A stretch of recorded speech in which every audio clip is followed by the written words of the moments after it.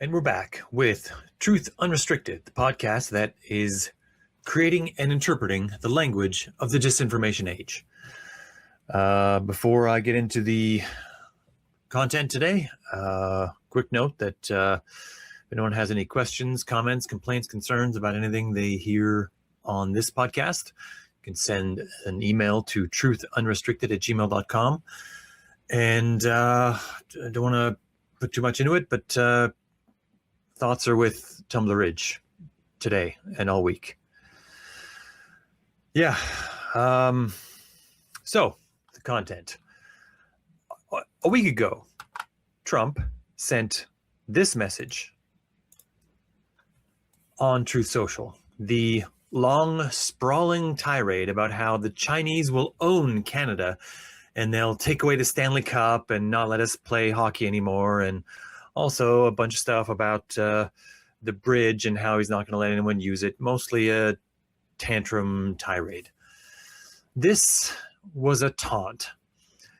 It was meant to enrage and put Canadians off kilter. The Canadian officials who are about to go to Washington to negotiate our trade relationship with the U.S., and the timing on that is interesting, but also it hits the Canadians who want Carney to be wrong no matter what Carney does. And this is a phenomenon we're seeing more of, where people choose a side based on the party affiliation rather than what's actually happening. So let's talk about it. This message mocks Canada. It reduces us to a game and to a trinket that's awarded to the winner of that game, as though we're an ancient Mesopotamian tribe whose statue deity might get stolen by an aggressive invader, and we'd be forced to treat with that stronger tribe that stole it in order to get right with ourselves and our statue god. The idea isn't that we'll ever get to keep the god statue, but just which larger faction will eventually hold the god statue as a symbol of its ability to conquer. I need to make one thing clear. The Stanley Cup is in a vault in Toronto at the Hockey Hall of Fame. There it will remain. The trinket that's handed to the winner each playoff season is a replica known as the Presentation Cup. It's a symbol that represents the real Stanley Cup and is used with the permission of the real Stanley Cup's trustees. But even if the real Stanley Cup was taken, I wouldn't let the fact be used against the people of Canada. We would just make a new one and carry on. Nothing will make us stop playing hockey. If Trump said the Chinese were going to prevent us from ever drinking beer again, this would be a much more effective taunt. This is a bully's tactic. Bullies are strong. Whatever you think of them, know that. That strength could be expressed with social force instead of physical force, but it's strength all the same. Just because someone is strong doesn't mean they become a bully. So what's really happening? Bullies are the people who are not content with their own strength. They want to co-opt the strength of other people, to influence the decisions of others, to add the strength of other people to their own strength. What bullies really want is control. And this is the worst human instinct to indulge. Nearly all of human history can be interpreted by how people react to the bullies in their environment. Do they willingly comply? Or do they resist? In their compliance, do they, in turn, become powerful? And in that resistance, do they get crushed? This calculation is made by most people in everyday situations on almost a subconscious level.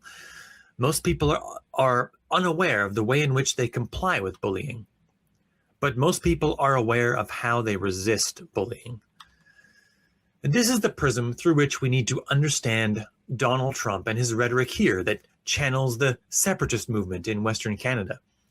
To Donald Trump, the bully, Canada is the weaker nation, and therefore Canada must submit to the United States and ultimately to Donald Trump himself.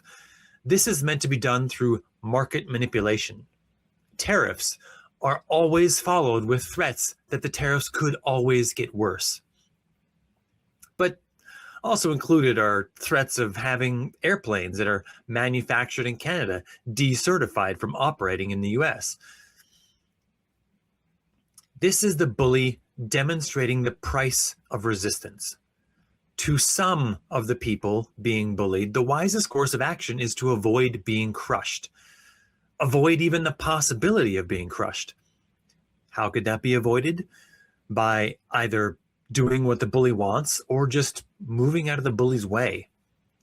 As a person that has been studying bullies informally since childhood, I can say with confidence that a shocking number of people who proclaim to be stubborn and willful will simply comply with the bully to avoid being crushed, to avoid even the hassle of needing to avoid being crushed. And so it is that the Western Canadian Separatists have begun to silently embrace the idea of having their land and their resources appear under a new flag. The logic is so brutally simple that I doubt they've even become aware of it. Being crushed is bad, and profits are good. Therefore, when a single decision can be made to avoid the bad and gain the good, this falls into the "of course" column. No need for further explanation. Bypass all the messy explanatory details and move on. If Canada won't build every pipeline and Trump makes a promise that he will, then just go with Trump, right? Lean on every social issue that leans toward Trump. Cheer when the tariffs threaten to devastate hardworking Canadians in Ontario, which is a really strange thing to see. Why side with Trump and the tariffs over fellow Canadians? Why cheer for tariffs? Enter from stage left a renewed trade relationship with China, and along with it, the start of what many hope will be a series of steps that diversify Canada's international network of trading partners to reduce the impact of tariffs from any single country.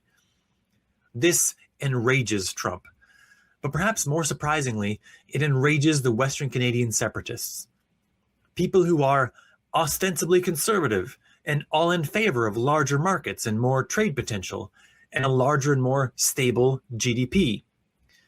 That seems weird. But this situation tells us a lot when placed side by side with what we know about bullies. Trump sees increased trade between Canada and China as Canada becoming subservient to China. This logic only makes sense if increased trade also increases the level of subservience to that nation. But if that were true, why would Trump discourage or hamper trade between Canada and the US by introducing tariffs? Wouldn't trade barriers reduce the amount of de facto control that the US has over Canada? I should stop trying to make Trump's decisions make sense. To Trump, Canada can only lend its strength to one nation. And to Trump, that nation must be the US. But it's super weird when Trump says that Canada trading with the US is bad for the US, but Canada trading with China is good for China. But don't focus on that. That part is weird and it doesn't make sense, but we must stay focused on anything except for that. I'll say it now, clearly. Trading with China does not make Canada subservient to China. We relinquish no decisions to China. We give up no sovereignty when we increase the amount we trade with China. If China ever becomes close to being as important a trading partner to us as the US is, where currently 70 to 75% of our exports are headed, then we would be more heavily influenced by them. But influence is not the same as subservience. And there are a lot of other countries to additionally trade with, to increase trade with. We should absolutely reduce the amount we trade with the US. But to Trump, Canada has only two choices: submit to the US or submit to China. This is a false choice. It only makes sense if the nations that aren't superpowers are all waiting to get told what to do by those superpowers. It only makes sense if every nation in existence is either a superpower already or is waiting to choose which superpower to add its strength to. It makes sense if smaller nations only exist because of the willingness for larger nations to not invade them. That we should be grateful for the benevolence of their restraint. And the idea that China will have some political control in Canada definitely makes sense if you look at it through this perspective. It makes sense if the world is now reduced to a game of risk, and the smaller nations each need to find a larger nation to shelter behind. It makes sense in a world that's made up entirely of lords and supplicants. But I don't want to live in that world. We have an interesting political status right now, as viewed through the dark mirror that stands at the US-Canada border. The Democratic Party lost to a racist fascist who had already lost once and didn't get anything useful done in his first term. That alone should be embarrassing for them. But where does the Democratic Party place the blame? On the electorate. This can be seen in the fact that they have done no post-mortem on the election. They have acknowledged no mistakes. They've made no attempts to change any party platform positions and have made no obvious moves to change any strategies. Hakeem Jeffries, almost exactly a year ago today, said that the Democrats won't be taking wild swings at every pitch, but instead will wait for the right pitch and then swing. And it looks like they're still waiting for that perfect pitch. Democratic Party members vote for ICE funding bills, allowing more reckless state aggression against U.S. citizens. Big, beautiful bills threatening to end as much of the social safety net as has been allowed to exist in the U.S. thus far. And the Save America from Allowing Married Women to Vote Act. This is not a political party that's motivated to do anything for their constituents. It's a party that wants to wait for fascism to get bad enough that the electorate moves closer to their party's position. This isn't a political strategy. It's a hostage situation. The strategy is let the people experience fascism firsthand so that they understand why they should vote for us next time around. Political platforms are meant to change with the political times. Attempting to hammer the electorate into a shape that fits a platform that you really, really like isn't the point. But then we look at the bizarro portal that is the US-Canada border. Canada had an election last year. Pierre Poilievre, leader of the Conservative Party of Canada, started the year with a 20 percentage point lead over Justin Trudeau and the Liberals. Into that stepped Mark Carney and Trump's bull in a china shop diplomacy techniques. And those poll numbers reversed very quickly. Poilievre even lost his own riding and had to ask another party member to step down so that he could win a by-election just to speak in Parliament. Since the election, many thought that Poilievre might pivot, might change some of his plans and strategies to suit his new political climate, might even change his rhetoric to adjust for his new rival, Mark Carney. These people were sorely disappointed, as Poilievre has done many of the same things he's been doing for the last 3 years. And in case anyone isn't aware, that's his own Canadian version of a Trump impression. So a few weeks ago, the Conservative Party held a leadership review to assess whether or not they want Poilievre to remain as party leader. The same Pierre Poilievre who can't win an election, has double-digit negative polling numbers on preference for prime minister, can barely even mention Trump's name when Trump is posing the greatest threat to Canadian sovereignty, whose only political move is endlessly chirping the opposition like a fourth-line hockey player trying to help his team's morale when he can't help on the scoreboard, blew a 20% lead to lose the last election, and has done nothing to change what he's doing. So what did the Conservatives decide at the $1,000 a plate event? 87% gave him the nod. It's interesting, for sure. But I'd like to talk to the people who paid $1,000 a plate to vote against him. That takes spite. I can respect that. This result is a Conservative Party that has tried nothing and is all out of ideas. It's a Conservative Party waiting for the Liberals to screw up rather than making necessary changes to make a real effort to win. But with both cases made, we see what's happening. Canadians voted for Mark Carney and the Liberal Party to be the opposite of whatever Trump is doing. Canadian Conservatives have changed nothing in the face of defeat the exact way the Democrats have changed nothing south of the border. Canadian Conservatives and American Democrats are both waiting for the other side to screw up so they can step in. If this is a bad strategy for the Democrats in the US, it's a disastrous strategy for the Conservatives in Canada.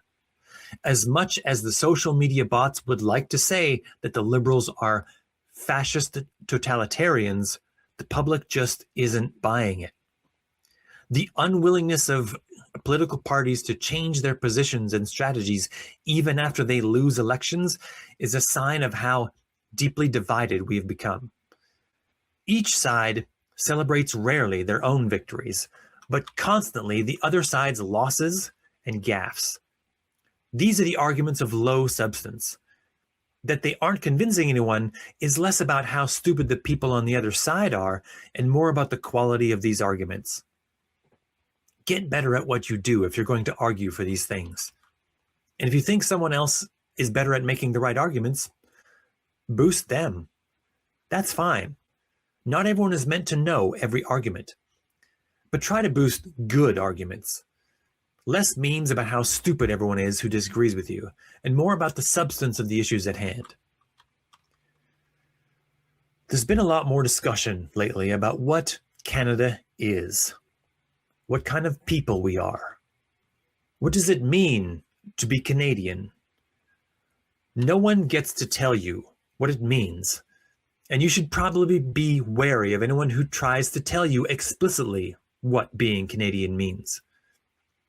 Canada is what we make it. Our culture is how we treat each other every day.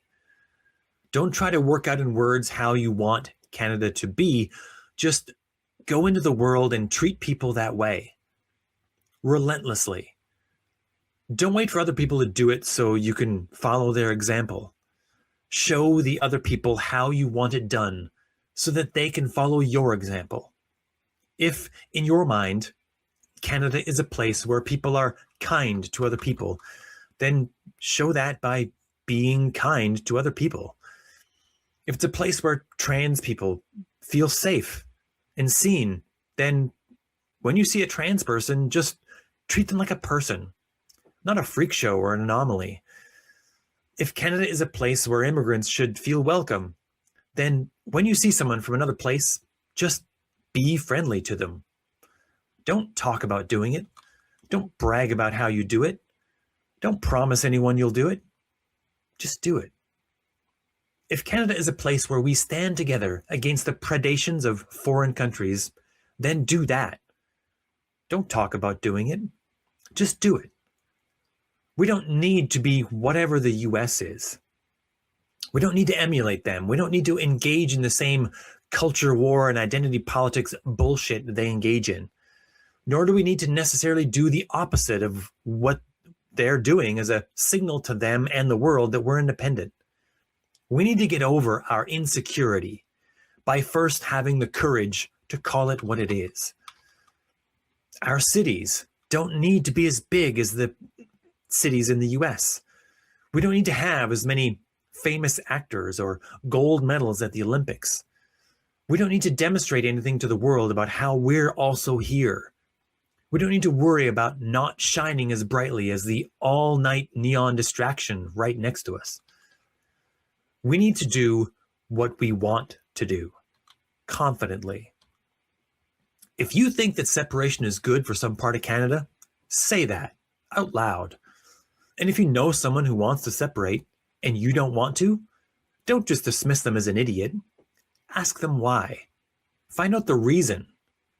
It's very unlikely that any separation will happen, but making the divide wider between those who want to separate and those who don't will only make this a bigger problem. Just ask Quebec. Speaking of Quebec, Some people in Alberta will say they want to separate, but actually do not. What those particular people want is what is sometimes called the knife at the throat situation. They tend to believe that Quebec already has this, and this drives them to want it as well. The idea is that every time Quebec wants more stuff, they just shake the separatism chain and Ottawa enthusiastically complies with whatever Quebec wants. That's the fantasy version of that idea. In reality, Ottawa has never enthusiastically complied with Quebec's separatist demands. Though anyone claiming that the knife to the throat idea hasn't benefited Quebec in some way would have a tough case to make, I think.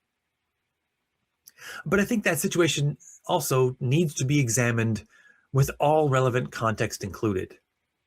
The Quebec economy has suffered due to a relative lack of investment, both foreign and domestic. The equation is very simple. If you're going to invest a lot of money into a new long-term venture in Quebec, you ask yourself, how stable is the political environment? You know the laws and systems of Canada, but the question of Quebec separation looms larger in your calculations. What would the laws be under an independent Quebec? One imagines they wouldn't be exactly the same, otherwise there'd be no reason to separate. Would those laws even allow your long-term investment to continue? Would you lose your entire investment because of a wild card option? And the only choice you can make to potentially avoid that wild card outcome is to invest that money elsewhere. Now, this hasn't stopped all investment in Quebec, but it has reduced it. And that's the biggest reason why Quebec is still typically counted among the have-not provinces that need a little extra from the equalization pot each year. To overcome some part of this effect, Quebec often offers tax breaks to companies to invest there to create jobs. But this doesn't help the provincial coffers very much for obvious reasons.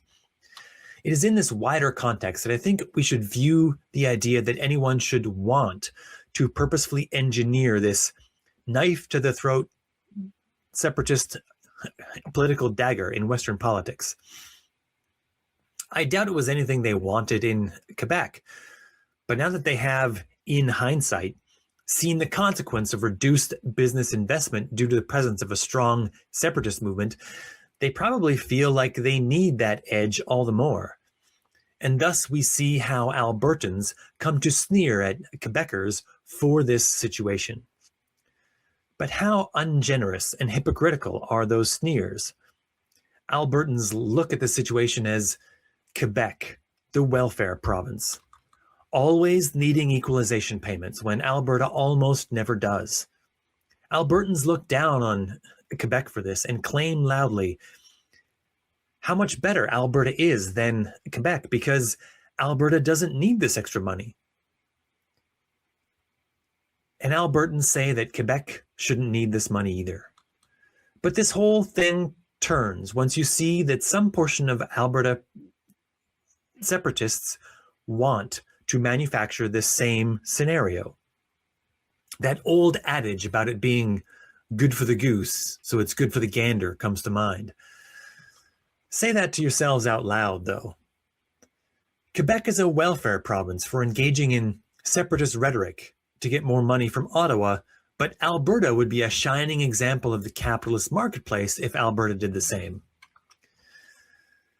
And you can miss me with the fantasy that it wouldn't turn out the same way in Alberta if the Alberta separatist movement ever reached anywhere close to 50% popularity. Companies that make investments of more than $10 million at a time are unlikely to be fooled by this, so why should anyone else? They'll make the same calculation in Alberta as they've been making in Quebec for the last half century. What rules will they have to follow in an independent Alberta? How stable would the government be to maintain those rules? What would the arrangements with the neighboring countries be to get goods to market? As the unknowns add up, the likelihood of each new investment will decrease. These are market forces that cannot be overcome by hand-waving and confident assurances.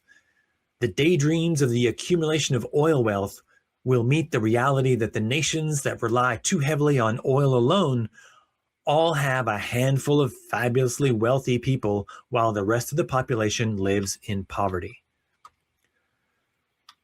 We need to talk a little bit more about the ideas and the rhetoric surrounding the Western separatist movement. I don't want to gloss over any relevant part of this now that I've cracked it open. One of the greatest science fiction novels of all time is Dune, and I love it. But many people who read it misunderstand many of the things that were being portrayed in it, and these meanings are only now being widely distributed. One of those misunderstandings is about something that was said in the first of those novels. It's something that's often repeated in other contexts to justify many ideas. He who can destroy a thing controls a thing. This is misunderstood mostly because people mistake the protagonist of the novel as the person whose journey we should cheer for. But this isn't the language of honor. This is the language of terror. This is the notion that fills the minds of children as they tear down snowmen that others have carefully constructed, showing us, again, that what takes an entire afternoon to build can be ruined in an instant. But no one ever cheered for the destroyers of snowmen. No one ever congratulated them on the artistry or efficiency with which the snowmen were torn down, because there is no celebration to be had there. He who can destroy a thing controls a thing is something you say when you want to extort someone, when you want to affect their decisions to your advantage. Destruction as the basis for power is the basest strategy and justifies all manner of injustice because it inevitably gives power only to those who can do the most damage. And so we have the Western separatist movement leaning toward knife at the throat politics, willing to chop off their noses just to spite their faces, reaching for the opportunity to say that if they don't get their way, they will burn the house down. The idea that destroying a thing allows you to control it depends on the willingness of those who currently have it to give it up. Are we willing to allow the direction of Canada to be moved by the politicians who have opportunistically harnessed this movement for their benefit? And would we be doing so in exchange for temporary peace and unity? And in the offing, would we watch Canada become a place that we no longer recognize? And that wording I just used was carefully chosen. It's what the separatists will say is what drives them in these divisive times. That they are under a strain to coexist with people who have such radical ideas that subvert the image of our nation and change it into something they can't be a part of. I mean, okay. But the reality hits when we look at what these ideas are that are making Canada into something that separatists say they can no longer support. In fact, Alberta's separatist rhetoric looks very familiar to anyone who's paid close attention to the American online grievance culture that has been growing since Gamergate back in 2014. How could anyone live in one of the objectively great countries and still believe that their existence here is the product of malignant forces that seek only to watch them suffer? How can anyone square the idea that our world is being torn apart with the idea that we're among the select few people in history who get to live a life that's this good? I know how. It starts with a grievance narrative. It starts with the idea that your life is terrible and that you deserve better, and that this better that you deserve is being denied because someone else hates you. It moves from there to the idea that those who are holding you back are mocking you openly by their acceptance of people from elsewhere. That people who have different gender identities or sexual preferences are deviants who deserve no respect. And any respect that's afforded them is a product of shallow and divisive politics described with poisonous phrases like virtue signaling and suicidal empathy. Ideas meant to drain actual political projects from any feeling or sincerity. And it will smuggle in the idea that respecting them even a little is the sin. And after those ideas sink in, the conversation moves on to what should be done about it. What would you like to see happen when your chosen candidate attains political power? After all that you've been through with the insults and dangerous exposures you've been told are happening, you're probably on board for a little vengeance, right? It might be petty, but maybe it's what you deserve. This framework of radicalization is the same for the incel movement, the anti-trans movement, the anti-immigration movement, the anti-vaccine movement, and now the Alberta separatist movement. To make it all make sense, there needs to be an enemy that planned for it to happen. The enemy needs to hate them and make them want to suffer.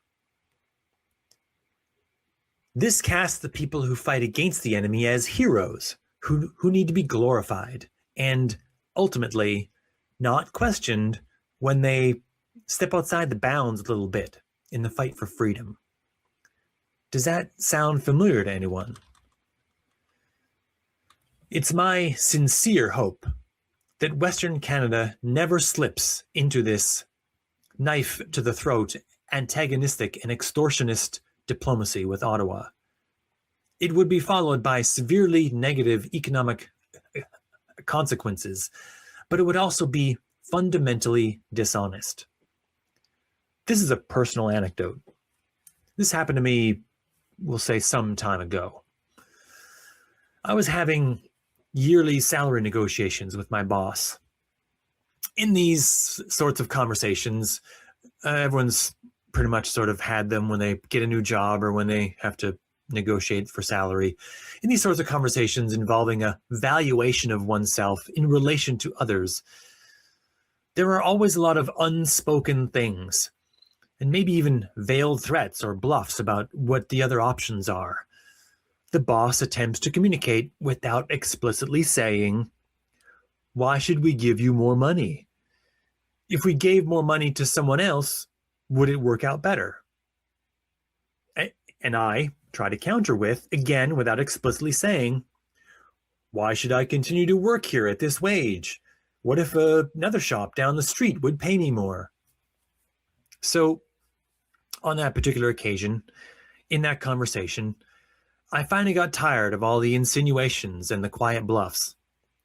I experienced a moment of rebellion against the highly structured social contract that causes us to think that explicitly saying a thing is obscene, or at least impolite. And I said, here's the thing. I could go around and drop my resume off at a bunch of other companies and get job offers to drop on your desk to let you know that I'm worth more. But I'm not going to do that. Mostly because I think that's disrespectful.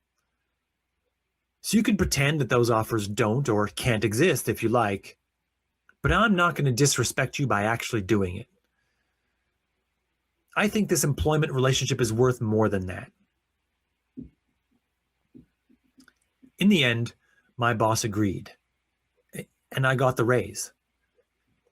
That wouldn't have worked in every situation, but even if I hadn't gotten the raise, I would have slept better at night, because my worth is not only measured by the work I do or the size of my paycheck. It's also measured by the respect I have for the people around me. And my comfort is not only found in what gains I see in my bank account, but also in how I justify being friends with myself when I see how I treat the people around me. And there's a little bit of that in this situation. Alberta's value is not measured only by its GDP. It's measured by the respect that Albertans show to other Canadians. And the people in the other provinces need to also be brave enough to show that same respect to Albertans, even the ones that want to separate. Only with mutual respect can we get past this. For that matter, and by the same token, Quebec's value is also not measured only by its GDP. It's measured by the respect that Quebecois show to the rest of Canada. And the people outside Quebec need to have the stones to say that, even if sometimes Quebec does this knife to the throat thing. We're not going to do the same thing as well. It's short-sighted, and it's less an indication of Quebec's greediness and more a measure of their respect for the rest of Canada. So instead of trying to reach for my own knife to put to Canada's throat, I'm instead going to demonstrate what real respect for people is like. So listen to the people that want to separate. You don't need to listen uncritically. You should definitely tell them when they're wrong. And if you don't know why they're wrong, then you should find out. And if you really can't deal with them, send them to me. Link this podcast episode to them.